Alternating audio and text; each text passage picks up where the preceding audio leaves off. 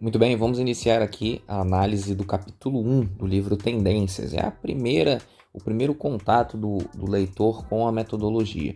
É um capítulo bem curto, mas que fala coisas muito importantes que vão ser vistas ao longo de todo o livro, né? Não em termos de teoria, mas em termos de definições e a maneira como o Brooks lida com o mercado. Então, a primeira parte a ser destacada é sobre a orientação do preço, né? O que é a orientação do preço?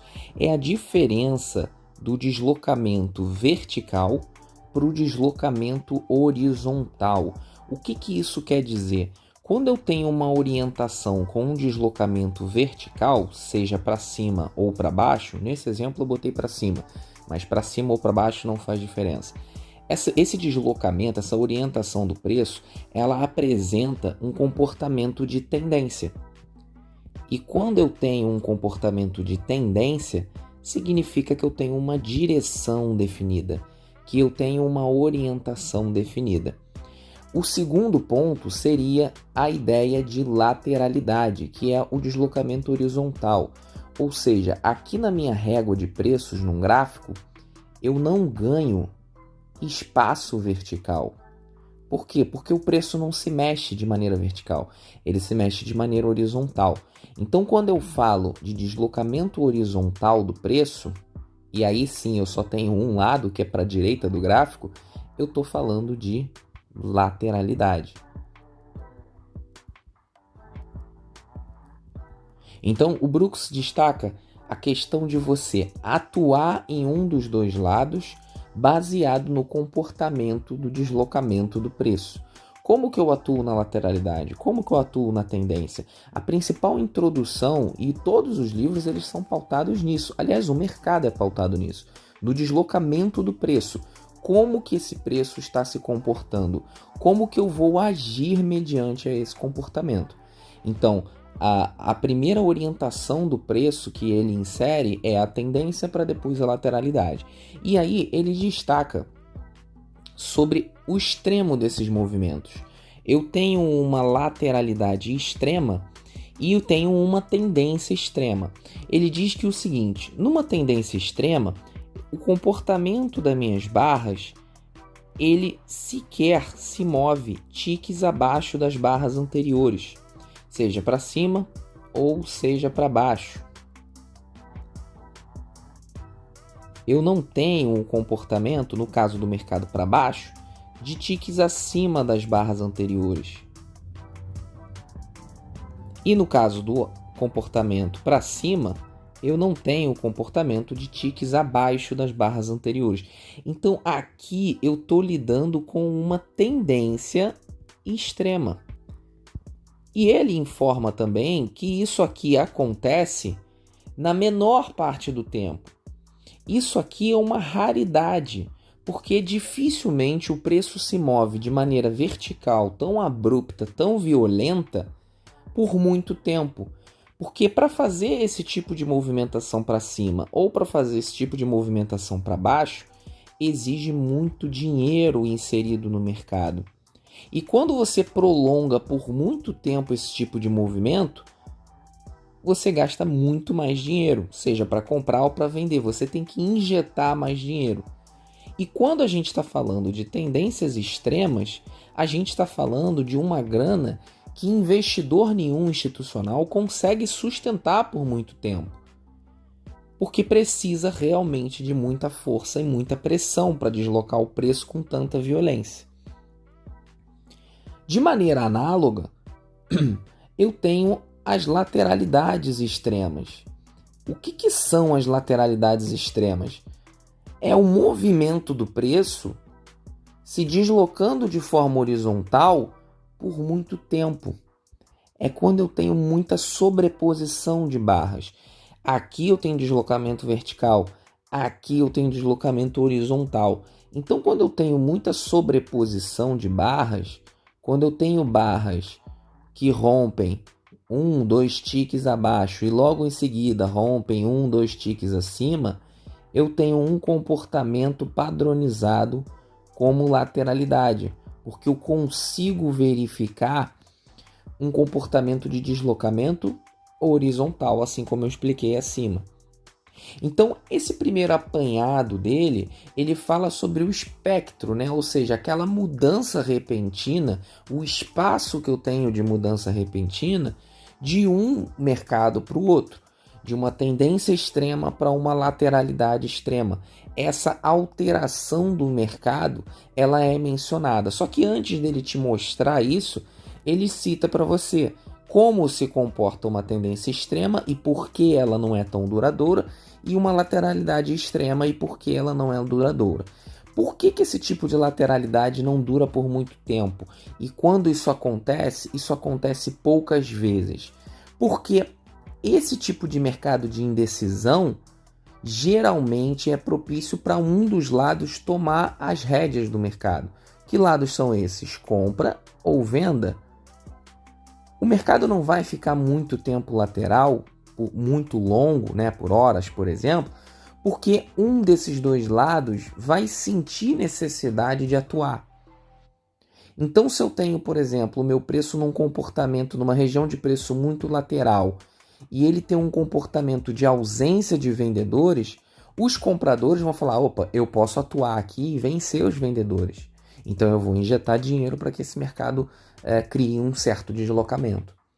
Ou vice-versa, os próprios vendedores podem falar, os compradores não estão atuando, eu vou injetar grana aqui para desequilibrar o mercado.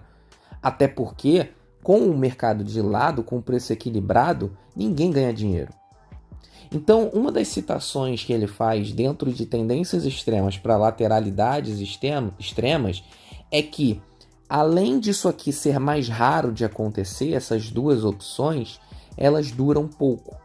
Então, eu não vou me sustentar muito tempo em forte tendência, porque eu preciso de muita grana, e eu não vou me sustentar em lateralidades extremas, porque eu preciso tomar uma decisão. Uma hora alguém vai tomar uma decisão, e se eu ficar parado, essa força contrária vai me vencer. Até porque, gente, quando eu venho para uma lateralidade extrema, eu tive um movimento prévio, e ainda há institucional posicionado. Então, eu preciso tomar uma decisão para que eu não perca esse meu domínio. Então, não esqueçam disso. Recapitulando aqui, ele fala a diferença de deslocamento, né, de orientação do preço. Então, tendência, deslocamento vertical, lateralidade, deslocamento horizontal. E depois ele cita as tendências extremas e as lateralidades extremas. Ele vai exemplificar mais para frente, dentro desse capítulo, ele vai exemplificar através de uma figura que eu também vou trazer para vocês aqui para a gente estudar daqui a pouquinho. Ele vai exemplificar isso. Além disso aqui ser uma raridade nos pregões normais, digamos assim, ou seja, raramente ele vai se apresentar nesses extremos. Quando isso acontecer, vai durar pouco tempo, porque isso aqui não tem como se sustentar muito tempo. Ok? Seguindo, quando a gente fala de tendência, a gente está falando de certeza, a gente está falando de urgência. Então ele cita o seguinte: se eu estou tentando operar uma direção no mercado, que a gente chama de tendência, eu estou atuando no lado da certeza. Eu estou atuando com convicção. Eu consigo ver urgência no meu preço. Ou seja, eu preciso entrar a favor disso aqui, porque eu já estou confirmando que isso aqui está acontecendo. Então, tendência, ela tem que ser muito clara no sentido de direção do preço. Você consegue identificar o lado que está em desequilíbrio.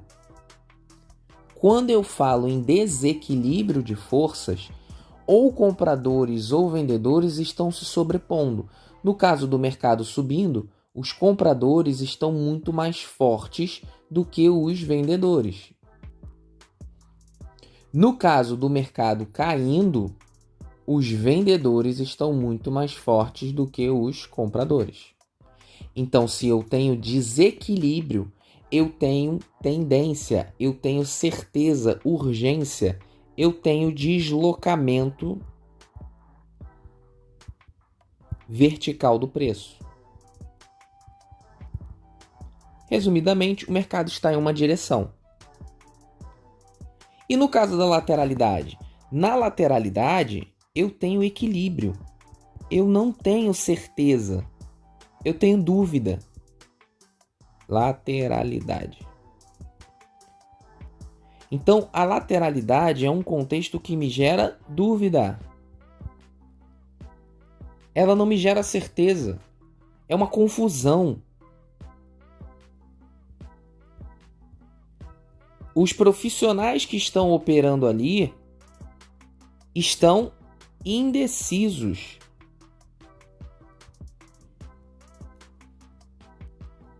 E se eu tenho equilíbrio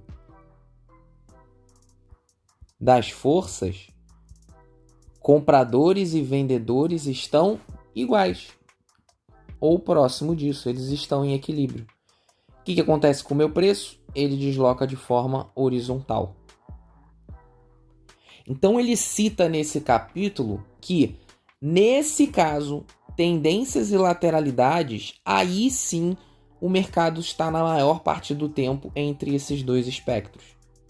Então eu tenho tendências extremas e lateralidades extremas, uma raridade maior e duram pouco tempo. Nas tendências normais e nas lateralidades normais, já é mais comum de ocorrer. Ele cita que é completamente possível o mercado, na maior parte do tempo, se comportar em uma das duas pontas. Então, recapitulando tudo, quando eu tenho uma orientação de preço vertical, eu tenho tendência. Quando eu tenho uma orientação de preço horizontal, eu tenho lateralidade. Tendências extremas, onde o preço quase não vem abaixo de ticks anteriores, ou seja, no caso da alta ele quase não vem abaixo, mas no caso da queda ele quase não vem acima. Então ele está numa movimentação muito aguda, muito extrema. Eu sei que isso não dura pouco, isso é uma raridade no mercado. E na lateralidade extrema é quando tem o preço muito tempo lateral, muitas barras, muitas horas lateral. Então aqui eu tenho o equilíbrio, compras e vendas iguais. Também não dura, não acontece com frequência, e quando isso acontece, a gente já tem um desequilíbrio logo em seguida, e é uma questão aí de mais de, vamos botar aí aproximadamente, o Brooks não fala muito isso, ele fala mais para frente, mas aproximadamente em 25% do tempo o mercado está nesse espectro de urgência. Agora, quando a gente vem para tendências e para lateralidades, né, aquele movimento normal do mercado, aquela coisa mais natural, o mercado se move em tendência, tem correções, né? Ele tá subindo, aí ele provoca correções rasas para baixo, aí depois ele continua subindo, aquele movimento mais fluido, em que você não precisa ter injeção de dinheiro o tempo inteiro. Esses movimentos são mais frequentes. Ou quando o mercado está se movimentando para cima, depois faz uma correção profunda, passa para baixo, depois fica para cima de novo, então ele fica sem direção. Eu estou no mercado lateral, onde eu não tenho direção do preço, eu apresento o equilíbrio do preço. Com desequilíbrio, eu apresento correções rasas. Então, esse tipo de movimento que eu citei aqui embaixo são movimentos que acontecem com maior frequência. Tudo que foi dito aqui está, por enquanto, no capítulo 1. Tá? Eu vou me reter ao capítulo 1. Eu não vou avançar os assuntos que ele, inclusive, cita que vai desenvolver nos outros capítulos. Então, tudo que a gente falou até agora foi referente ao capítulo 1. Seguindo aqui, ainda na literatura, o que acontece? Ele fala bastante coisa a respeito da inércia do mercado. O que é a inércia do mercado? É simplesmente o movimento que ocorre previamente por um certo tempo, é simplesmente o fato dele continuar por esse tempo. Então, se eu estou numa tendência de alta, a raridade da ocasião vai ser uma reversão para baixo. Na grande maioria dos casos, o mercado apresenta inércia e tende a continuar o movimento prévio. E se eu estou numa tendência de baixa? A raridade vai ser o retorno para alta, ou seja, a reversão. Então, as reversões de tendência, segundo o Brooks, são raridades, tá? Elas acontecem em menor probabilidade. Mais para frente, nos outros capítulos, ele vai falar sobre números, tá? Em percentuais. Assim como os percentuais que eu dei acima não foram confirmados ainda no capítulo 1, mais para frente ele vai falar disso, e esses percentuais de reversão também não foram ainda comentados. Então aqui ele está falando de inércia. A inércia é o que o mercado estava fazendo previamente por mais tempo, ele tende a continuar. Então, esse caso aqui é uma inércia de tendência. Porque se eu estou citando a possibilidade de reversão, é porque eu tenho uma direção do preço definida. Então, a inércia de uma tendência de alta é continuar em alta. A inércia de uma tendência de queda é continuar em queda. As reversões costumam ser uma raridade. As reversões têm menor probabilidade de acontecer. E qual é a inércia da lateralidade? A inércia da lateralidade é ele continuar em lateralidade. Vocês vão ver também mais para frente que os percentuais de rompimento do preço lateral são muito menores, ou para baixo ou para cima, do que os percentuais de continuar dentro desse range lateral. Então, quando ele fala de inércia na lateralidade, ele está falando de o preço continuar nesse range. Tá bom? A inércia lateral fala que o preço, no capítulo 1, fala que o preço vai continuar dentro desse range.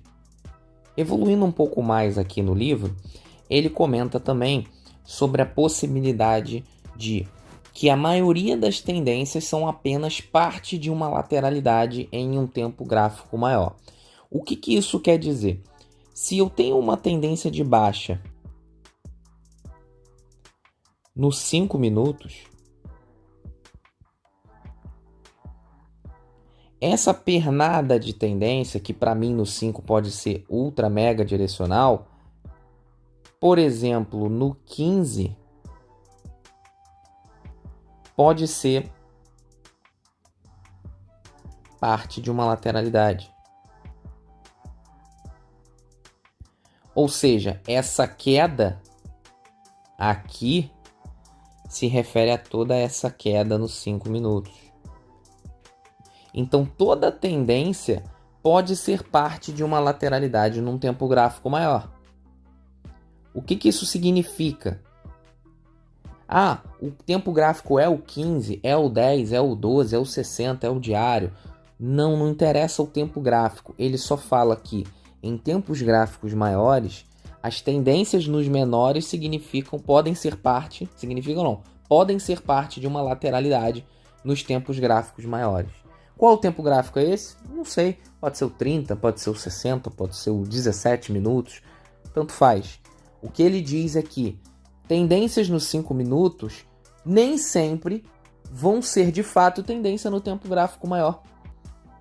Ele diz inclusive que quase sempre, ou seja, a maioria, faz parte de uma lateralidade num tempo gráfico maior. Ok? E o oposto é válido. Lateralidades em tempos gráficos menores, por exemplo, nos 5 minutos, podem ser tendência. Podem ser tendência em tempos gráficos maiores.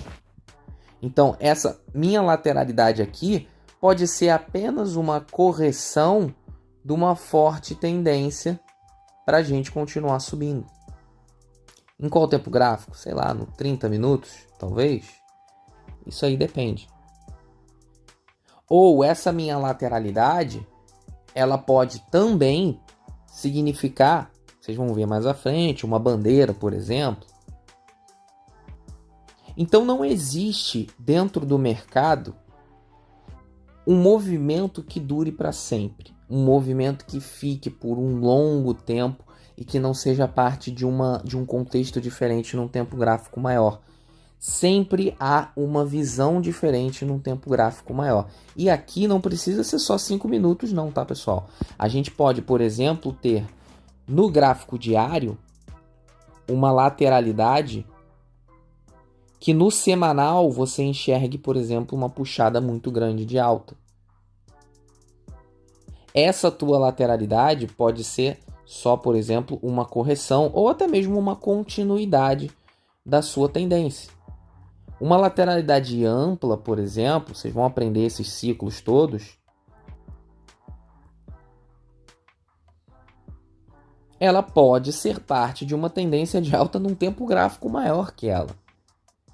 Ou uma tendência também pode significar, por exemplo, numa lateralidade ampla, num tempo gráfico menor, ó, essa perninha da lateralidade.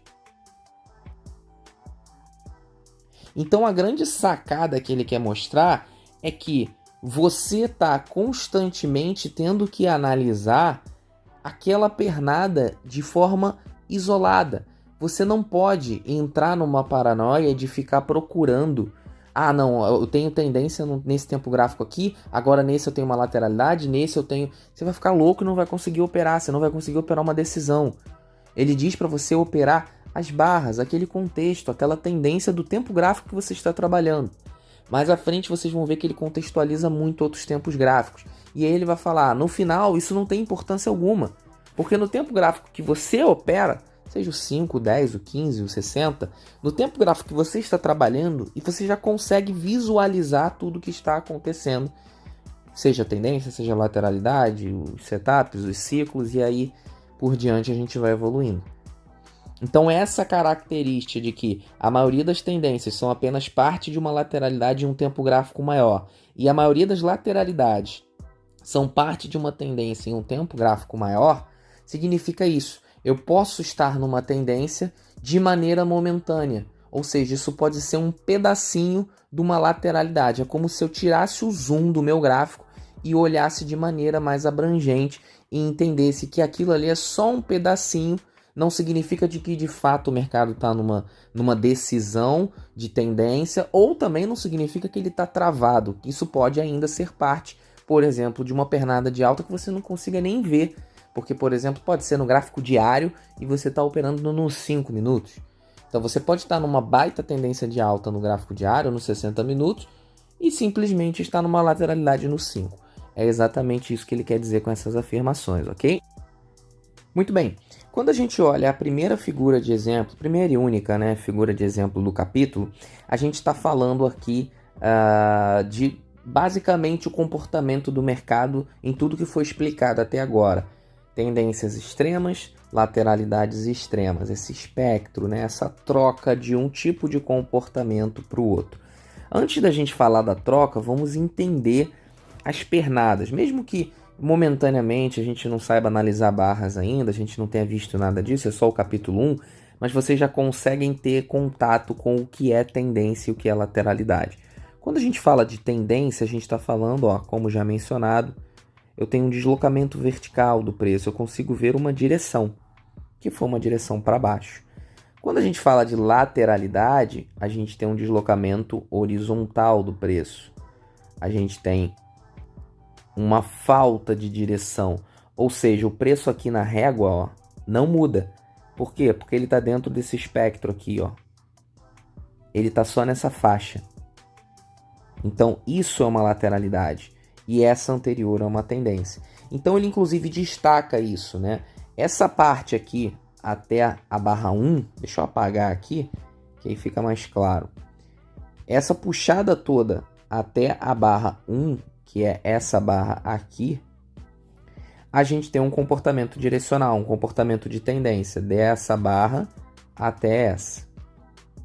Ou seja, deslocamento vertical do preço. Eu tenho uma direção, um objetivo, o mercado fica claro para mim aonde ele está indo.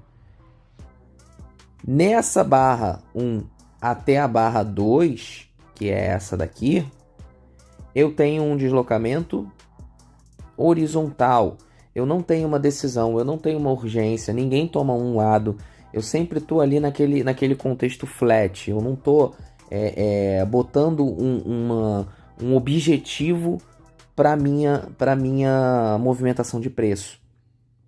Então, no 1 até o 2 eu estou lateral. Até a barra 1 eu estou em tendência, do 1 até o 2 eu estou lateral.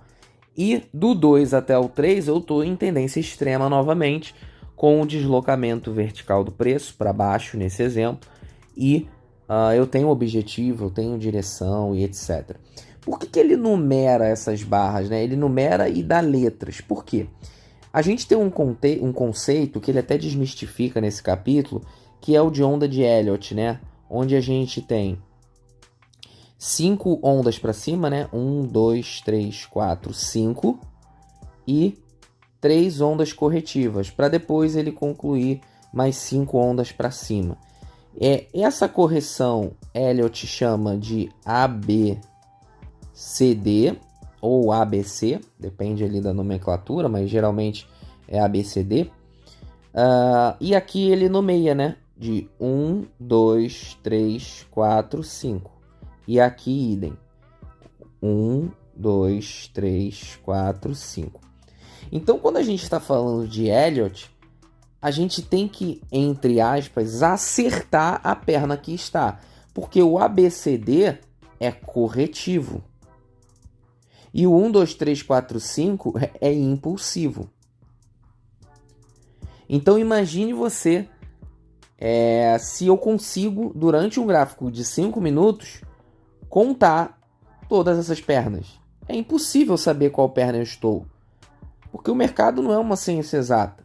Então, como é que eu vou saber, por exemplo, se aqui eu tenho 1, 2, 3 pernas, e aqui, se essa perna aqui não seria a correção para eu fazer mais 5 caindo. Mas não foi, aqui foi lateral. Então, qual é a perna? Não, na verdade a perna é essa toda. Então, eles desmistificam nesse capítulo a ideia de contar pernas com Elliott. Ele fala muito sobre isso. Lembrando, ele não está desafiando ou falando que não funciona, não vem ao caso. Mas o Brooks cita no livro que é muito pouco prático isso para o nosso dia a dia de trader. Então ele fala muito disso. Não conte pernas, não ache que você está na... Não fica tentando entender se você está na impulsiva, na corretiva, se está na ABC, se está na 1, se está na 3, se está na... Esquece isso. O que ele fala para você? Se eu tô numa tendência de queda e eu tenho a minha primeira máxima de barra rompida, quando eu tiver uma primeira mínima após a máxima rompida, eu vou chamar ela de L1. Eu não vou contar perna.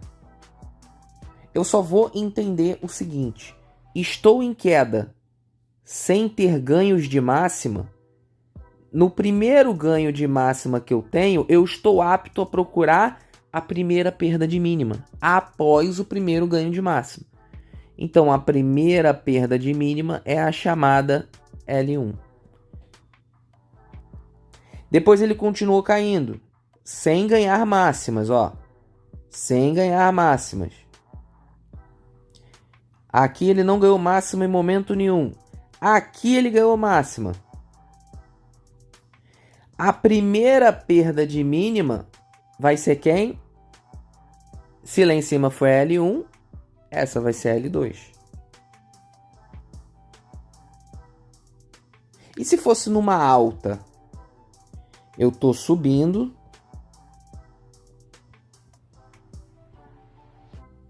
Tenho uma primeira perda de mínima. Estou apto a contar o primeiro ganho de máxima. Subi. Ganhei máxima? Não, não ganhei nenhuma máxima. Agora eu ganhei. Aqui eu tenho a H1.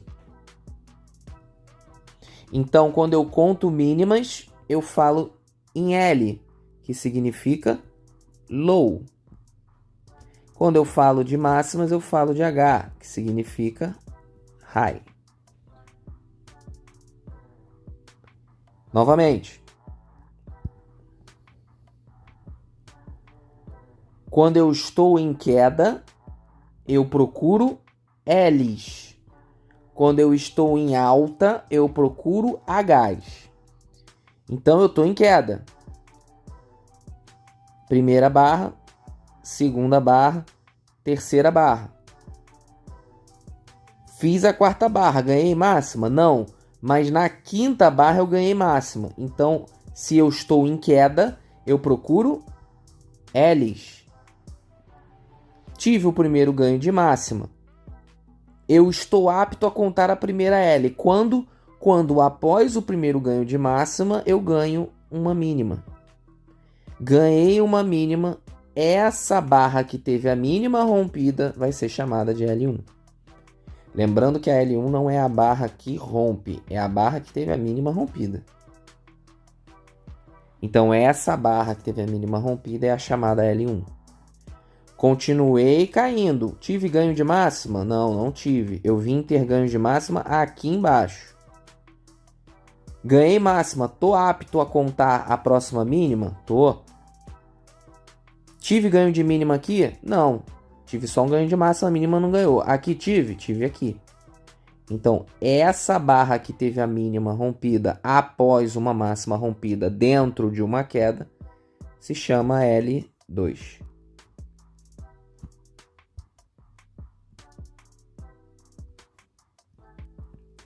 Então, é assim que o Brooks conta barras numa tendência. Não interessa se essa perna é impulsiva, corretiva, se isso aqui é ABC, se é 1, 2, 3, 4, 5. Ele conta as L's nas quedas e conta as H's nas altas. A gente vai ver isso mais para frente em alguns outros capítulos. A gente vai falar especificamente sobre contagem de barras. A gente não, né? O Brooks. E a gente vai entrar mais a fundo nesse assunto. Eu vou resumir melhor para vocês. Mas aqui é só para a gente desmistificar a ideia de ondas de Elliott. A gente não utiliza, o Brooks não utiliza na literatura dele essas contagens de pernas na onda de Elliott. Ele conta as H's e as L's. Aqui é só um breve resumo, mas a gente vai entrar nos próximos capítulos, a gente vai entrar nisso aí porque ele explica com mais detalhes, tá bom? Então as contagens elas são feitas em números, não são ABCs, elas são feitas em números. E um detalhe grande aqui que eu esqueci de falar para vocês, que ele nem menciona muito, mas é importante eu falar. Dentro de uma lateralidade, as H's e as L's tendem a falhar. Então, na lateralidade, as H's e L's tendem a falhar. Ou seja, quando eu tenho muita H e muita L e não anda nem para cima e nem para baixo, eu posso entender que isso aqui é uma lateralidade, tá bom? Se eu tenho H's e L's, mais L's, né, nesse caso da queda, eu posso entender que eu estou em tendência. Então, para isso servem as H's e L's, para você conseguir identificar se está em tendência ou se está em lateralidade. Se está em tendência, faz sentido eu identificar essas falhas de topo e as retomadas de fundo? Sim, faz total sentido. Se eu tô em lateralidade, faz sentido? Não, porque eu tô com deslocamento horizontal. Então não faz muito sentido para mim identificar isso. Bem, com isso a gente fecha aqui esse primeiro capítulo do livro, que ele fala aí das diferenças entre tendências, lateralidades, um pouquinho das H's e das L's, de urgência, né, de direção do preço. Pode ter sido um conteúdo até mais leve, eu entendo que para muitas pessoas isso aqui vai ser um pouco elementar, mas é extremamente importante você entender que na metodologia do All Brooks, desde o capítulo 1, você tem que abrir mão de todo o conhecimento que você sabe de outras metodologias, de outras maneiras que você opere. Porque ele lida de forma diferente com as barras, ele lida de forma diferente com as pernas, ele lida de forma diferente com os ciclos. Então, à medida que vocês forem evoluindo na leitura do livro, aqui nas nossas videoaulas, vocês vão entender o porquê disso aqui está sendo explicado agora. Então, se você sabe direção do mercado, se você sabe analisar o objetivo do mercado, se você sabe enxergar num gráfico quando aquele mercado, através das barras, através das pernas, quando aquele mercado vai fazer determinado movimento, você já está aí meio caminho andado dentro da metodologia. Agora, se você tenta teimar em colocar outras metodologias aqui dentro, seja Elliott, seja outras médias, seja qualquer coisa, não vai funcionar, porque o Brooks tem uma maneira muito específica de ensinar e isso conecta um capítulo com o outro. Se nesse meio caminho você tenta inserir um conceito que infelizmente não é usual da parte dele, você vai se enrolar. Então o capítulo 1 é isso. A gente se vê no próximo capítulo.